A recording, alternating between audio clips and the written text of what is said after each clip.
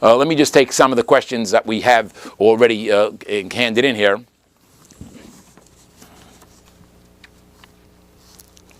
Let me just, they're asking why concrete reasons why something wrong. Again, I did not say it is Avodah Zarah. I said the orange is Avodah Zarah. Simply, Simcha himself writes that he has been to out east. He has studied Eastern religions, particularly Buddhism, and therefore, some of these things do come from Buddhism. If you go to the Buddhism websites, they will tell you things similar that plays in the call of the Shofar, and therefore it comes from Avodah Zarah Mamish. And therefore, from my understanding, it's usher, but you can check it with your rabbi.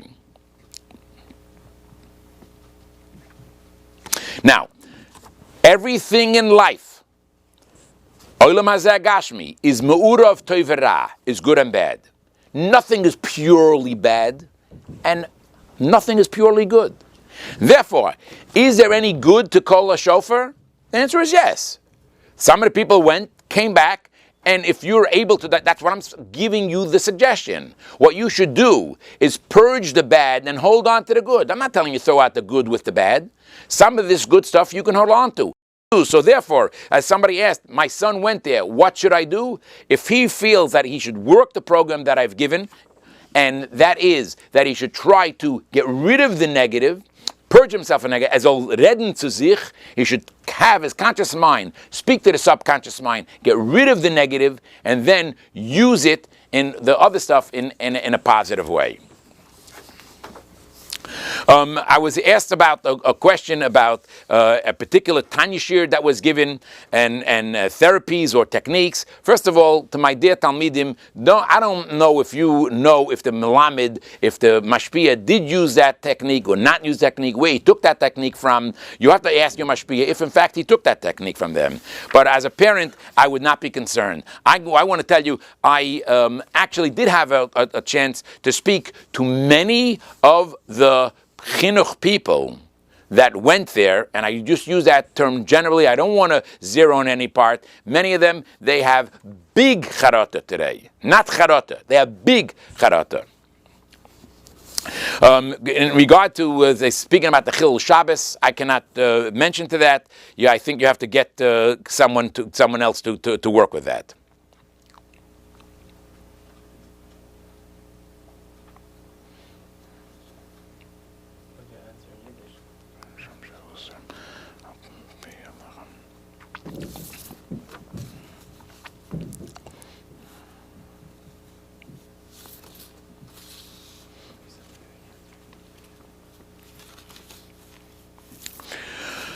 I would like to say as follows. Again,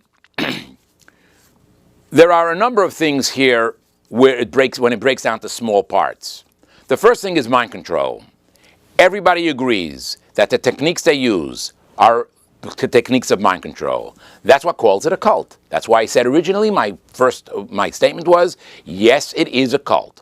They use techniques of mind control. Now, those mind control, where does it lead to? It can lead to negative things, it can lead to positive things. And that was my original thing, and perhaps you can use this as therapy. But at the same time, being that there are sources of Avodah Zarah, and it's questionable if you can use anything. And by the way, my dear friends, I've recently learned the Masechet Avodah Zarah, the Mishnayos. And if we just look at some of the Mishnahs, you see the harsh line that the Gemara takes in regarding things about people who even serve Avodah Zarah. It would seem to me that you should stay away from. Okay, this question is actually a very interesting question, and I'm not exactly sure how, although I went online about this, I'm not exactly sure how you pronounce this. It's the Vipassana meditation technique. This is one of the techniques that is used in COTS. But the interesting thing is, if you go to this website where it speaks about Vipassana meditation technique, and you go to the COTS, their explanation, you find they use much of the same wording. And this Vipassana meditation has roots in in Buddhism, and therefore, again, it makes it osir. It seems to me if something comes from Avodah Zarah, then we have a problem with this. I want to share one or two other stories, being that we just have a few more minutes to go, and if less questions will come in, I will share with you. And again, just in the last 3 weeks, over 100 hours I spent on this topic. And I want to thank over 100 of you that reached out to me, some via every way that you can, that you reached out to me. And some of you have come to my office or met me on the street and told me your personal story or your personal horror story that took place in the call of the shofar. Let me just tell you, right when this came out, a young lady, a Lubavitcher woman, a Balas Tshuva, who is within our system and a very, very honorable person within our system. If I shared the name, it's a name that people know. It's somewhat of a household name. She told me, you know, Shea, I want to tell you something. I was in meditation, in transcendental meditation, for a number of years. I was, in fact, an instructor in transcendental meditation. And then when I started becoming frum, I spoke to my mashpia about, can I continue to meditate? For 3 years, I continued to meditate on my mantra because I was told that my mantra is nothing. It's just a name or just a word for me to meditate on. One day, I walked into a bookstore. I was frum already for over 4 years, keeping Shabbos, and basically I was a Lubavitcher girl at that point. And I should say Lubavitcher young lady. And I went into a bookstore and I opened up the book. So I don't know what possessed me to open the book. And I opened it up and I found that the word that I was meditating was in fact a name of one of their gods, which simply means that I was doing something which is completely usher, even though I was meditating.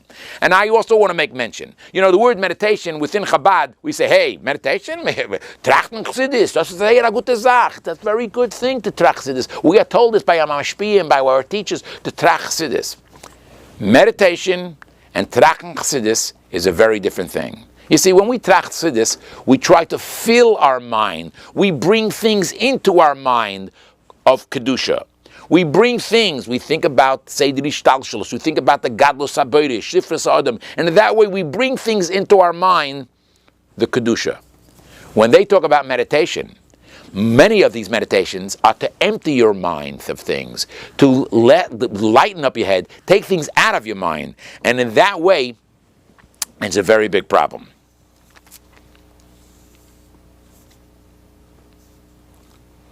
And said all the...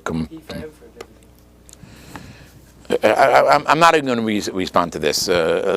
Again, if you think that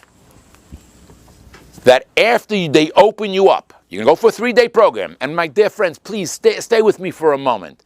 I know some of you who went there, you're fighting me. You're fighting me because you're saying, first of all, Shea Hecht, you didn't go there. Of course I didn't go there. That's why I'm not brainwashed. But I know the product. A Rav doesn't have to taste the product to know that it's kosher or treif. I look at the ingredients. I see the ingredients are treif. I can't go and you shouldn't go. But let's talk for a moment. So you say to me that you go to a program for 3 days. They open you up, your emotions, your mind. And then who stands there to tell you about shleimus? A man that I ask you a question. Would you eat his shechita? Would you allow him to be your son's melamed? Would you allow him to be your son's or daughter's mashpia? Yet, he reduced you to a little child. He did an exercise with you that you went back to your childhood, to the difficulties of your childhood. You were then in his hands like a little child that he could have done anything he wanted to you. And you put all your trust now into a person. You wouldn't eat his shechita. You wouldn't hire him for your child's mashpia or your child's melamed. And you're telling me that I'm naive? I love you guys. I'm telling you. I realize that you were pushed, you were fooled. But please understand, I talk not because I'm smart, but ein chochem kabbalah nesoyin. It's over 35 years that I have experience working with cults, dealing with cult leaders, meeting with cult leaders, meeting with cult organizers, etc. And as a friend of mine who wrote in one of the comments the other day, we did get things. When I talk about cults, I shy away. They always, when I speak to Lubavitcher kids about it, what was the Hiros from the Rebbe? And I shy away from it. But you know what? The case that he spoke of, where the Rebbe told us, unfortunately, was a kid from a Lubavitcher family, and I don't want to get into details. And I asked that family, please forgive me for even mentioning it, only that it was because it was on the web. I mention it. It was a Suffolk cult, and the Rebbe told us, take it from a yad. We should immediately grab the kid and use the tactics of a deprogramming.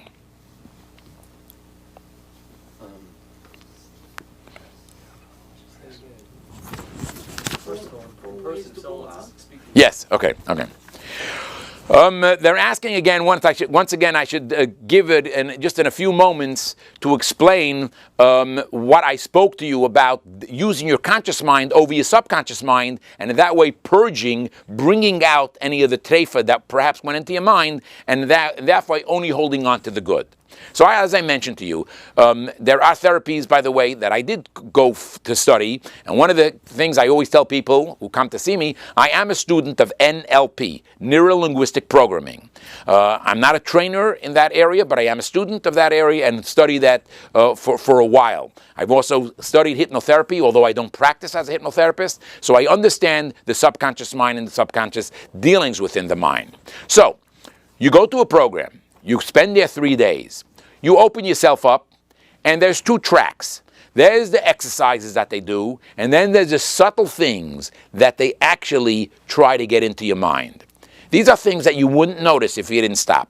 Let's remember that Rabbanim of Crown Heights spoke to people who run the call of the Shofar and said, listen, why are we arguing if it's kosher or not kosher? Why are we following Shea Hecht's advice or some other deprogrammer? We'll send a shliach there, and that shliach will go and see and come back and say to Bezdin, and then Bezdin will give a verdict, is it kosher or treif? Originally they thought it would be a good idea, but after speaking to Simcha said, no way, we're not going to have a rabbi sit for 3 days and observe us. The only way the rabbi can come is if he goes through the program. And my dear friends, ask yourself, why? Oh, because when they taste that food, they can get programmed as well. So for Rav, who went through, and maybe he's the one of the Rabbanim that gave the Haskama, actually went to the program. So once you went to the program, as far as I'm concerned, you are no longer kosher edis. Because if Shea Hecht is correct, that you were brainwashed by going there, then once you went there, I'm sorry to say, I love you as a brother, but you're no longer kosher edis. So now, I realize I'm out. I realize there's some problems with it. I realize there are halachic problems. How do I purge myself from this? And I've mentioned 4 different suggestions. These suggestions, by the way, are not written in stone, that this is the only way, and they do cross over, and you may want to try more than one plan. When we used to do a deprogramming, an involuntary deprogramming, by the way, please understand the word deprogramming is getting you out of a cult. But there are voluntary deprogramming and involuntary deprogramming. Shea Hecht has been an expert, not only in voluntary, but also in involuntary. And some of the experts that weighed in over the last few weeks never did an involuntary deprogramming. Never did an involuntary deprogramming. Believe me, I'm telling you, it is extremely important to understand that, and we have done tens and tens and tens of these things with Haidos from other giants within the field, as was mentioned. So let me say to you once again to sort of capsulize what I think you have to do. I went to the call of the Shofar, and I come home, and I'm not clear of what is the good and the bad. I need a little bit of help to know some of the subtleties of what they told me. I went back to my childhood, and I did an exercise. I was a little bit foolish. I danced in front of others. And by the way, remember, you shared some of your most private secrets with 30 people. You know, BBC did a piece on Scientology, which is the #1 cult today in America and in the world, worth over $1 billion. They're out for money. The BBC did a piece on how Scientology gets your secrets and then they use it against you. You don't know anything if these sessions are being taped, And if it will ever come back to haunt you, will they be able to come back someday and say, oh, you shared this and this secret, or someone else knows about this secret? You know, it seems to me it's a lot safer to go to your mashpia and share your secret with the mashpia. But let's go back to the 4 things, what I think you have to do. So I was in, some subtle things came my way, let me think what I can do. Well, as I say, if you're intellectual, what you should do is get an understanding about mind control. You may want to read an article about it. You may want to go to some Jewish sources. You may want to go to Jewish sources to understand the true leader. What is a Rebbe? I'm talking about now as a rabbi, as a Rav. And then also, what is a Rebbe?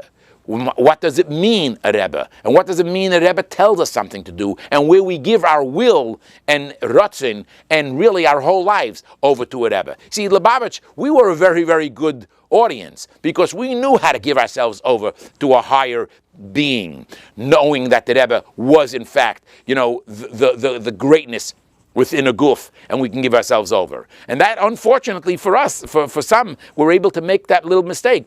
So I say to you, go back and learn the halachis, go back from the Chassidish sources to know what a Rebbe is. So intellectually, you'll understand what you're doing wrong, and then your conscious mind tell your subconscious mind, the other stuff I let go. If you're a Kabbalah Soilnik, and that's where your strength is, Kapitel Vav in Tehillim is a kapitel that speaks about spiritual journeys, and God should guide us in the thing. And one of the things we used to use, particularly in a voluntary deprogramming, is I would have the young man or the young woman repeat that chapter of Tehillim an hour again and again and again and again. I'm suggesting it only 5 minutes a day, but do that for 40 days straight.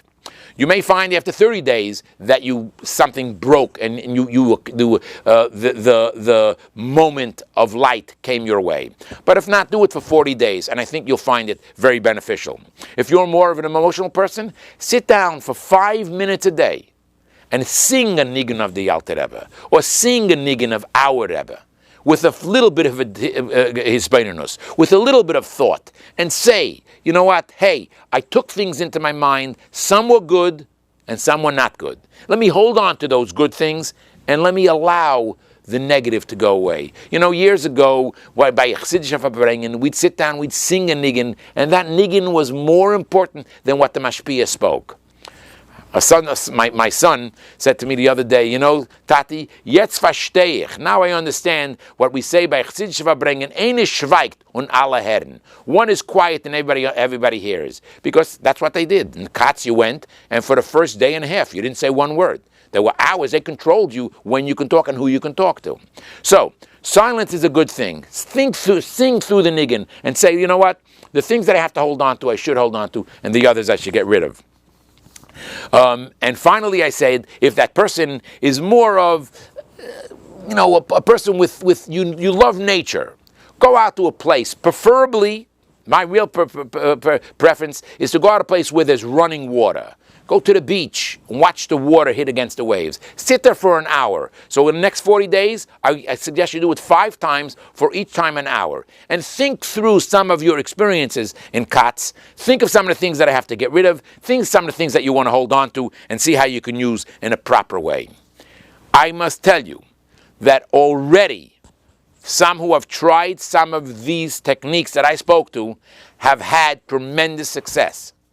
So, to those of you who are willing to go along with me because you think I know what I'm talking about, that's great. But those of you who don't, go with a bit of Kabbalah soil. It's not that difficult. I'm not asking you to do anything that has anything to do with Shea Hecht. I'm asking you to sing a nigun of the Rebbe. I'm asking you to spend a little bit of time with some Chassidish ideas, etc.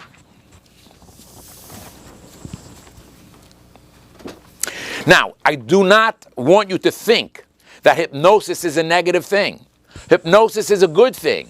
But the difference is as follows. When I go to a hypnotist, I ask him, okay, hypnotize me for a particular reason towards a particular goal. So there are people who use it in birthing, perhaps, or people are using it to stop smoking, or stop biting their fingernails, or other things. Hypnosis within itself is a technique. It's a therapeutic technique, and it can be used for kedusha. But when I go to my hypnotist, And many hypnotists, by the way, will tape their session for this or that reason. So I know exactly what he said to me later. I can listen to make sure that they didn't feed anything negative to me.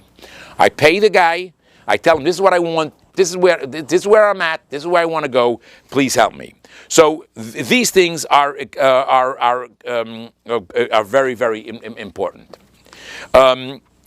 12-step programs and Overeaters Anonymous, all the A's. I must tell you, at one point, because it has the first step of the 12-step program, it's somewhat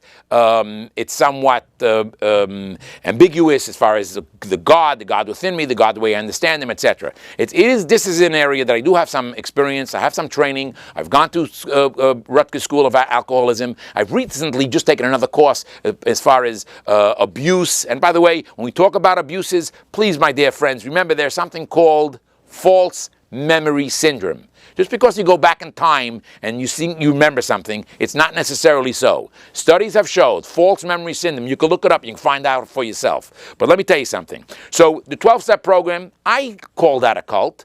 There is cultish tendencies to those things. There's no one there controlling you. There's no one asking for your money. In fact, you're not allowed to give a donation even to the thing. Only people that actually go, you continue. They take a few dollars towards for the coffee and cookies that they give out by the 12-step programs. But the 12-step programs, in fact, have been extremely effective. You're nervous about it because they're spiritual in nature, but they're not bad. But you also have to go with an open mind, because again, if the particular particular group is run within the religious confines of a church, etc., then it can somewhat be problematic.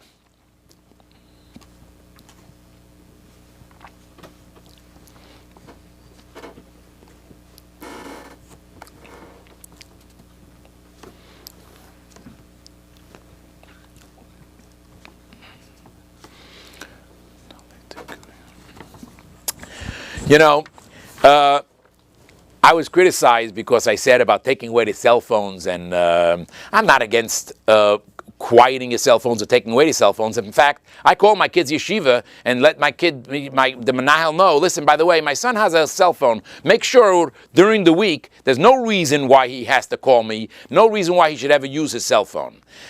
So I'm happy yeshivas take it away. Every teacher, every rav will, when they get up to speak, you go to weddings, they tell you quiet your telephones. Taking away a telephone on its own is nothing wrong with that. It's a good thing. Hey, you're going to a course, they ask you to shut your telephone. But when that comes with isolation, and when that comes with being quiet, silencing for so many hours, and when that comes with meditation, and when you find out that these three very things are used in Buddhism, and wow, this guy says he studied Buddhism and now is bringing it in a form of Yiddishkeit, I say that there is a problem. And once again, I do endorse, I myself have gone to many, many meetings. I don't want to say how many, for how long, but it's months and months that I have attended meetings and training in the area of addiction. Addiction is a tremendous problem, even within our community, and has to be dealt with properly. This 12-step program, which is spiritual in nature, it is spiritual, but just because it's spiritual doesn't make it good or bad, because in spiritual, again, we can have good or bad. And somewhat cultish, and some of the people who get into it with that cult mentality. You can take the cult mentality to anything. You can take cult mentality to eating a Danish in the morning and drinking coffee and doing many other of your regular day activities. That's up to the individual, but there's no one there who's designing it. And let me tell you, the call of the Shofar, please, if you went there, do not think for one moment that everything that took place through those 60 hours, bros, do not think that everything was designed from the moment you got there, where they told you to go, to the room they sent you, to then to want to join, how shutting the telephones, about putting away your watches, not knowing what the outside world is, them controlling you, when to wake you, when to you to go to sleep. This is all part of the design called programming, brainwashing, and it's done very, very subtly, and it's done with tremendous art. So once again, I say to you, Going there, basically, you have a certain, as far as I'm concerned, you lose some of your nemanis. And here's what I would like to leave you with the greatest clincher. If it's such a good thing, why is it that so many people who went now denounce it? Think about it. I would say probably it's about holding right now about 50%. People, they went to the program. They walked out, they were on a high. They said it's great. 3 days later, 6 days later, and all of a sudden it wore off. And not only did they not speak about its value, they spoke against it.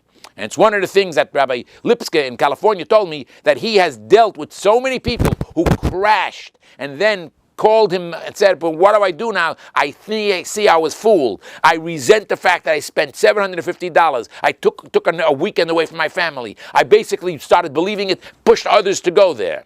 And now what do I do? Once again, I want to, in ending... Oh, okay. I want to thank the 900 people who have joined us this evening. Thank you for inviting me into your home. If I can any way be helpful to you on this or anything else, please feel free to call me. I really, on a personal level, I must say, perhaps now that you've read or heard me speak, my strength is, ich bin nicht ein Kopfmensch. But my father, was a true Jew who loved every Jew, had Ahavas Yisrael, a little bit of that. I am so concerned. I am concerned. I have been outspoken about this and many other things. And I hope that I've been able to help you. And if I didn't, if I helped you a little bit or have not helped you at all, please allow me to help you more in this area. I know it's very, very painful. It's painful and it's very hard to say, I'm sorry. I gave someone the mushal the other day. You imagine you go out and you buy a brand new refrigerator, you spend $650, you bring it home, and your father-in-law says, oh, this refrigerator, it comes from Avodah Zarah. Get rid of it. He said, oh, I'll give it back to the store. No, you can't get it. Throw it in the garbage. It's very hard after we spend and invested so much time and energy, all of a sudden say, you know what, maybe I made a mistake. But I ask of you, for yourself, for your spouse, for the benefit of your children, take a step back. Ask yourself some of the questions that I've placed. And I think that it will really, really bring you to another place. As I said, literally hundreds of younger light who went there today are against that group. And particularly now with Rabbanim in our community who have paskened clearly that it's usher to go, so I think it's something that we as Lubavitches, and I believe that other rabbis in other places are only to follow. Because as more information is coming out, and more the testimonies of people of how they were dealt with are coming out, they will only see that this is not a derech. My dear friends, I want to end with the following story. Right after I wrote after I did my article on COL, and then my letter that was put on COL, and then on CrownHeights.info, I did that interview with me. I got a call from a friend of mine who's Nanan Lubavitcher. He says, Shea, Baruch Hashem, I am so happy. The greatest thing has happened since Gimel Tammuz. I say, what? The greatest thing has happened? He says, yes. Finally, the Lubavitchers will see what the Rebbe told them to do, to take mashpiyim and learn Chassidus, is the way to bring your families together, is the way that to be able to continue in our Deres Chassidus. My dear friends, all you guys, we have to outthink. There's nothing to outthink. The Rebbe gave us a very easy plan. Pick a mashpiyah. Speak to your mashpiyah. Yes, if need be, put your heart on the mashpiyah's table. And to the mashpiyim that are out there, I beg of you, reach out to your mashpoim.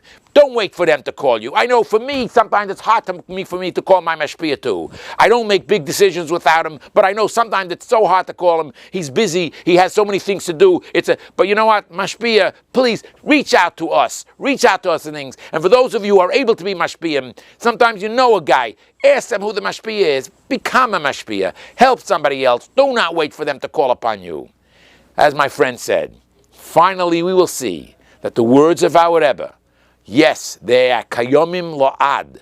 They are what will stand forever. They will bring us to rejoin us with our Rebbe, and we'll go out of Golus. Use your mashpiyah, study Chassidus. And I'm hoping, by the way, this is somewhat of a pledge. Over the next few weeks, I've reached out to Chaim Shel Brook, who we all know is really for the archives and to work on something to basically want to go back to our Rebbe. Just like in this, the guide was the Rebbe Sicha of Yud Gimel Tammuz Tovshin Lametes, to take other Sichas of the Rebbe regarding Mashpia. If we use our Mashpia properly, we won't have any need to go outside and ask other influences. We will basically use it. Yes, Tanya, sometimes it's a little bit hard to use the Tanya to my particular problem, although it's all there. But now, if you use the Tanya with your Mashpia, I guarantee you'll have the answer. It will work. My dear friends, let's hope and pray we will dance together in the streets of Yerushalayim with the Rebbe cheering us on. And we will be able to then say, we'll see that the Derech Chabad was definitely superior, greater than us. And through the study of Chassidus, we have reached the highest heights, not only in the Ruchnius, but also in Gashmius, that we brought our families to high heights. We brought the love and compassion and patience and the chinuch and for our children. With those mechanchim who perhaps they've they made a little bit of mistake, but they too are going to join us in bringing about the success for the future. Good evening and thank you. Rabbi Shea, in the name of the community, in the name of the Rabbanim and Mashpim, and the thousands of readers that we have on our websites and the hundreds that tuned in tonight, thank you for being such an outspoken voice in this matter and giving clarity to such a dim issue. Thank you.